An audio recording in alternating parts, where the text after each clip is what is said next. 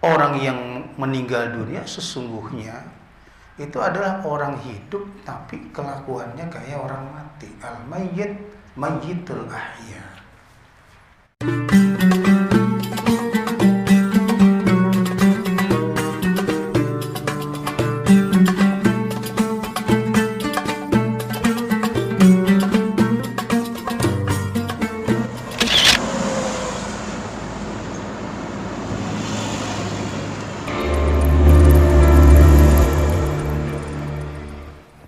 Assalamualaikum warahmatullahi wabarakatuh.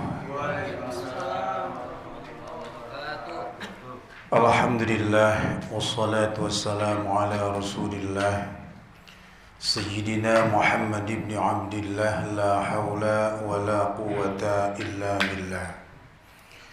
Rabbi israh li sadri wa yassir li amri wahlul 'uqdatam min lisani yafqahu qawli. Amma ba'du. Masih hidup, mudah-mudahan Allah kuatkan iman dan Islam kita. Allah mudahkan segala urusan kita. Rumah tangga kita dijadikan sakinah, mawaddah, warahmah. Istri, anak, cucu, menantu dan seluruh keturunan kita semoga dijadikan hamba-hamba Allah yang saleh dan salihah. Bitilkan dia Al-Fatihah. A'udzu billahi warwaina fi sahihi muslimin. Lanjutan kajian Sabtu malam yang lalu ya. Berarti umur kita makin apa? Ya, makin berkurang. Pulsanya makin dikit nih. Ya, pulsanya makin apa? Makin dikit. Tuh kalau apa namanya listrik yang pakai apa pulsa udah berbunyi itu ya. Ya, tit tit tit, udah ngeri udah kalau begitu. Tuh, ya. Ya. Hati-hati itu ya. Kalau pulsa masih bisa diisi ulang. Tapi kalau umur ya nggak bisa lah. Ya, umur nggak bisa diisi ulang. Ya, makanya umur nambah. Pengertian umur nambah itu ya bukan berarti nambah terus. Az-ziyadah fil umri, kata Nabi itu apa? Ya, Allah kasih dia rezeki, ayyarzuqahu dzurriyyatan shalihah yad'una lah. Dikasih keturunan yang soleh, keturunan yang baik, yang selalu mendoakan. Itu namanya umurnya panjang. Jadi kalau nanti suatu saat kita meninggal dunia, wallahu alam kapan waktunya, mudah-mudahan 100 tahun lagi kali ya. Iya, 100 tahun lagi nggak ada yang pede ya. Dikasih 100 tahun lagi dah, mudah-mudahan itu wallahu alam ya. Kalau kita nanti suatu saat dipanggil oleh Allah, kita punya dzurriyyah, keturunan, anak cucu dan seterusnya, itu selalu mendoakan kita, berarti umur kita panjang itu. Jangan sampai kita masih hidup, orang sudah lupa sama kita. Jadi ada orang masih hidup tapi orang lain udah nggak kenal sama dia. Makanya al-mayyit mayyitul ahya. Orang mati yang sesungguhnya itu adalah orang hidup yang seperti orang mati. Dia hidup tapi seperti orang mati. Seperti orang mati itu apa? Enggak punya aktivitas. Orang mati itu kan sholat udah enggak. Ya. Ngaji juga enggak. Ibadah juga kagak. Ngumpul sama orang juga enggak. Ada orang mati ngumpul sama orang? Agak ada. Orang justru takut melihat apa? Orang mati. Maka orang yang meninggal dunia sesungguhnya itu adalah orang hidup tapi kelakuannya kayak orang mati. Al-mayyit mayyitul ahya. Sholat kagak. Ya, orang mati mau sholat kagak. Berarti dia seperti apa? Orang mati. Na'udzubillah min zalik. Wa rawaina, dan kami telah meriwayatkan satu hadis fi sahihi muslimin aidan, yang terdapat dalam kitab hadis sahih Muslim. Aidan juga. Aidan itu artinya apa? Juga, pula. Kalau kita terjemahkan yang enak didengarnya, dan kami meriwayatkan juga. Satu hadis yang terdapat di dalam kitab hadis Sahih Muslim. Tapi kalau menerjemahkannya letterlek sesuai dengan hurufnya, kadang-kadang kita agak ribet. Warwaina, dan kami telah meriwayatkan fi Sahihi Muslimin, di dalam kitab hadis Sahih Muslim, aidon juga. Tuh, kedengarannya kurang apa? Ya kurang pas lah. Jadi warwaina fi Sahihi Muslimin aidan, dan kami telah meriwayatkan juga satu hadis yang terdapat di dalam kitab hadis Sahih Muslim, an Abi Mas'udin al-Ansari al-Badari radhiyallahu anhu qala, dari Abu Mas'ud al-Ansari al-Badari radhiyallahu anhu. Qala, ia berkata.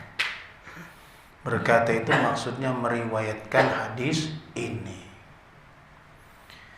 Qala Rasulullah sallallahu alaihi wasallam, Rasulullah sallallahu alaihi wasallam telah bersabda, man dalla ala khairin falahu mithlu ajri fa'ilihi. Man dalla ala khairin, barang siapa atau siapa saja. Man itu umum, bisa untuk laki-laki, bisa untuk perempuan, bisa untuk mufrad sendiri, bisa untuk jama'. Tuh, man itu umum, jadi siapa saja, sendiri, berdua, atau kelompok, komunitas, perkumpulan, itu man termasuk di dalamnya situ. Jadi kalimat man di sini punya makna umum. Laki, perempuan, tuh. Ya. Terus yang tengah-tengah itu apa? Bukan laki, bukan perempuan. Apa namanya? Hah? Khunsa. Khunsa itu apa namanya? Banci. Ya, banci yang dimaksud di sini bukan bencong taman lawang. Ya, bukan bencong seperti apa namanya, yang laki nyerupain perempuan, perempuan nyerupain laki-laki. Bukan, itu sih laki-laki sebetulnya tapi nyerupai perempuan, atau ada perempuan yang menyerupai laki-laki. Yang dimaksud khunsa, banci itu adalah orang yang punya dua alat kelamin. Tuh. Artinya alat kelamin laki ada, alat kelamin perempuan juga ada. Serakah banget ya. Ya. Ini serakah banget orang ya. Ya. Punya laki-laki ada, punya perempuan ada. Itu yang dimaksud dengan khunsa, banci dalam apa namanya ilmu fikih. Kalau yang sekarang kita lihat itu laki-laki bergaya seperti perempuan, atau perempuan bergaya seperti apa? Laki-laki, itu namanya bencong. Apa namanya? Bencong.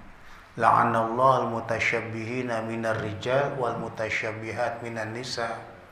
Allah melaknat laki-laki yang menyerupai perempuan, perempuan yang menyerupai laki-laki.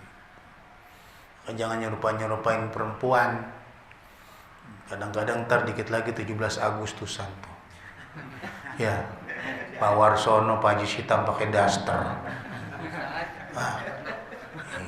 Ya, ini contoh kasus ya. Ya bukan berarti ente pernah melakukan itu. Iya. Iya, itu kadang-kadang RT-nya, panitianya malah seru katanya.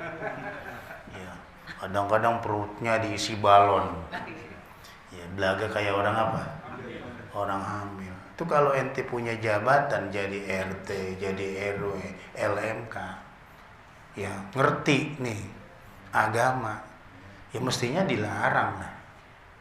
Kan itu mendidik masyarakat juga. Mendidik masyarakat, nanti dicontoh sama anak-anak kita. Kadang-kadang malah disupport sama bininya. Kata bininya, bang ada baju saya tuh. Wah ini sembaba nih laki bini. Kayak Abu Lahab sama bininya dah Ummu Jamil.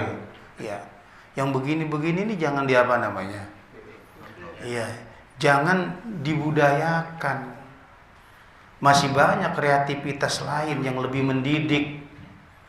Banyak ya kreativitas yang sifatnya educated, mendidik, ya, membangun. Ya, bukan asal rame, Pak. Bukan apa? Asal rame. Kadang-kadang panjat pinang, perempuan panjat pinang mana pakai celana pendek. Ya, perempuan. Ya. Ini kita yang ngerti apa namanya? Ya, yang ngerti agama mestinya berpikir. Ya.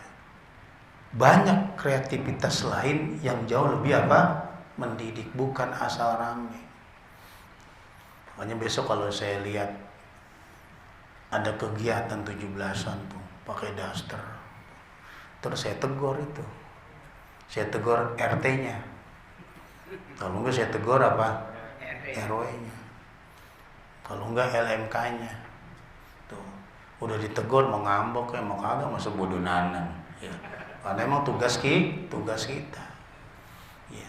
Cari apa namanya kreativitas yang sifatnya apa mendidik. Karena pembiaran seperti ini lama-lama bisa apa namanya? Bisa dianggap lumrah, bisa dianggap apa? Biasa. Udah biasa di sono juga. Nah, makanya kebetulan momennya dikit lagi. 17-an tuh ya. Ya. Cari ya, apa kegiatan-kegiatan lebih bisa apa namanya? Mendidik. Karena bangsa kita itu kan di lagu apa? Kebangsaan, bangunlah jiwanya, bangunlah badannya. Sebelum badannya disehatkan, jiwanya dulu disehatkan. Badan sehat, tapi kalau otaknya miring gimana? Itu orang-orang gila, ya badannya apa? Sehat. Daya tubuhnya lebih kuat dari kita, Pak. Kadang kita lihat orang gila apa aja dimakan, kotoran dimakan, kagak sakit. Ya. Giliran kita makan udah dipilih, makan bandeng udah dipilihin, tulangnya dipisahin. Ya, kadang-kadang masih apa? Ya, masih kelolodan. Dipisahin bandeng, di tulang. Begitu makan lupa tulangnya dimakan, bukan dagingnya. Nah, jadi hal-hal seperti ini. Bangunlah jiwanya, bangunlah apa? Badannya. Jangan sampai agama ini cuma simbol. Ketika praktek di masyarakat, justru agama itu kita apa? Kita abaikan. Sebelum kemanusiaan, itu sila pertama ketuhanan. Ketuhanan yang Maha Esa. Itu sila keberapa? Pertama. Sila yang kedua apa? Kemanusiaan yang adil dan beradab. Jadi jangan sampai kemanusiaan itu ya melanggar sesuatu yang punya nilai-nilai ketuhanan. Akhirnya ntar apa? Kalau ketuhanannya dibuang, apa aja jadi boleh. Semuanya jadi apa? Boleh. Itu kan kemanusiaan yang adil dan beradab. Ketiga, persatuan Indonesia. Keempat, rakyatan yang dipimpin oleh hikmah dalam permusyawaratan. Kelima, keadilan sosial bagi seluruh rakyat Indonesia. Jadi ketuhanan nomor satu. Jangan sampai justru nilai-nilai ketuhanan diabaikan, dibuang, ya, ditinggalkan. Oleh karena itu di dalam hadis ini dijelaskan, man dalla ala khairin, siapa saja atau barang siapa yang menunjukkan akan kebaikan. Khairin ini kebaikan umum. Kebaikan apa saja? Baik kebaikan dunia maupun kebaikan akhirat.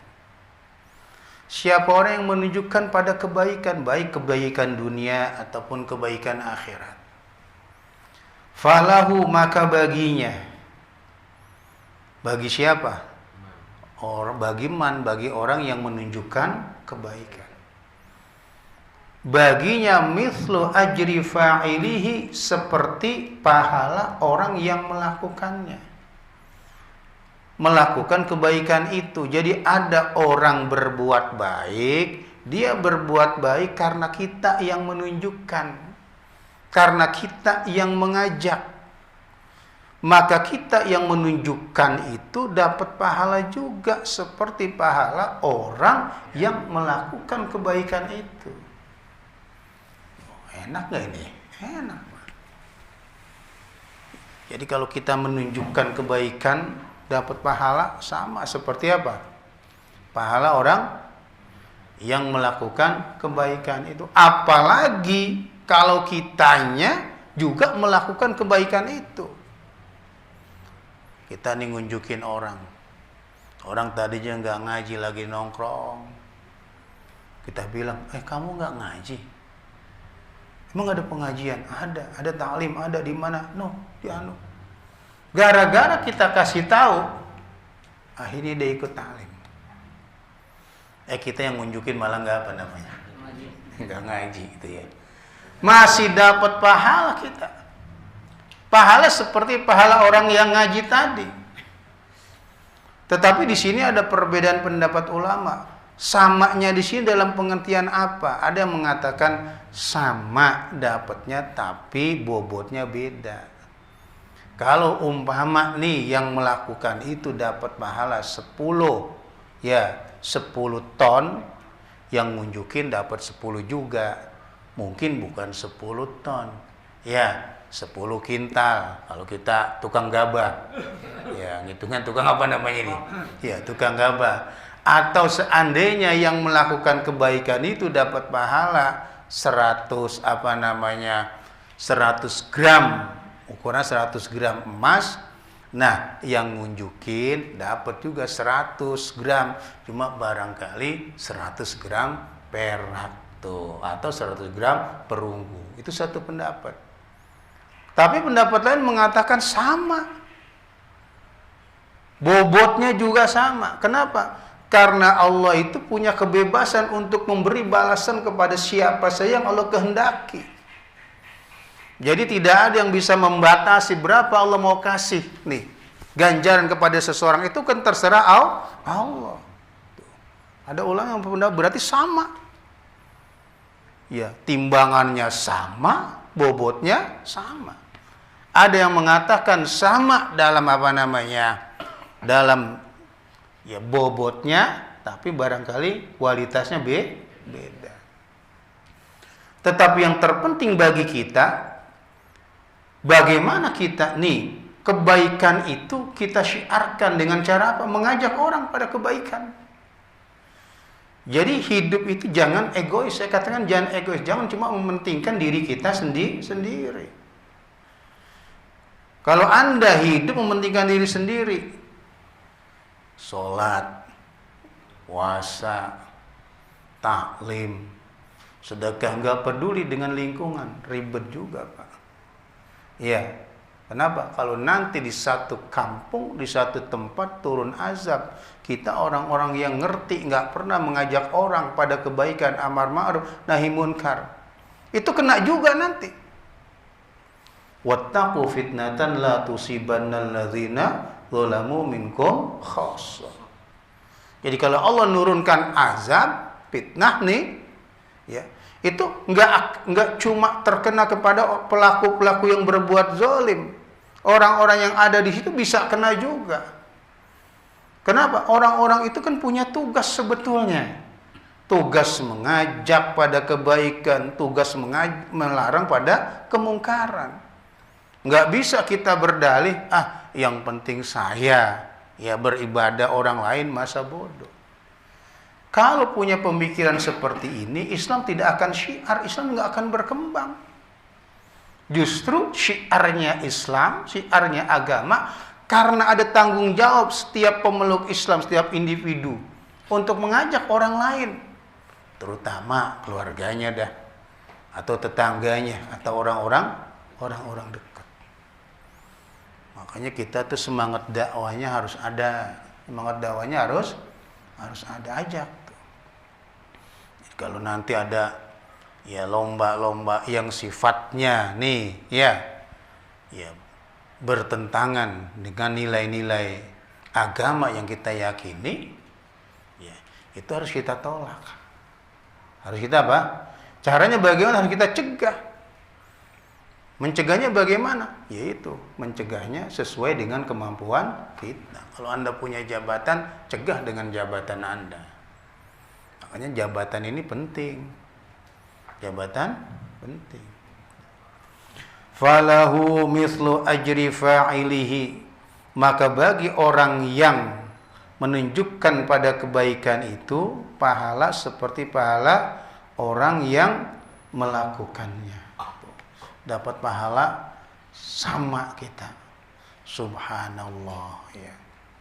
Warwaina, dan kami telah meriwayatkan satu hadis fi sahihayil Bukhari wa Muslimin, yang terdapat di dalam kitab hadis Sahih Bukhari dan Muslim, an Sahl bin Sa'din radhiyallahu an, dari Sahal bin Sa'ad radhiyallahu an, anna Rasulullah sallallahu alaihi wasallam qala, bahwasanya Rasulullah sallallahu alaihi wasallam qala li Aliin radhiyallahu an, berkata kepada Sayyidina Ali radhiyallahu an, fa wallahi maka demi Allah, wawunya namanya wawu qasam. Qasam itu sumpah. Fa wallahi maka demi Allah, la ayyahdiyallahu bika rajulan wahidan, bahwasanya Allah memberikan petunjuk sebab kamu, rajulan wahidan, akan seorang laki-laki, itu khairun laka, lebih baik bagimu, min humrin na'ami, daripada unta merah, unta yang bulunya merah.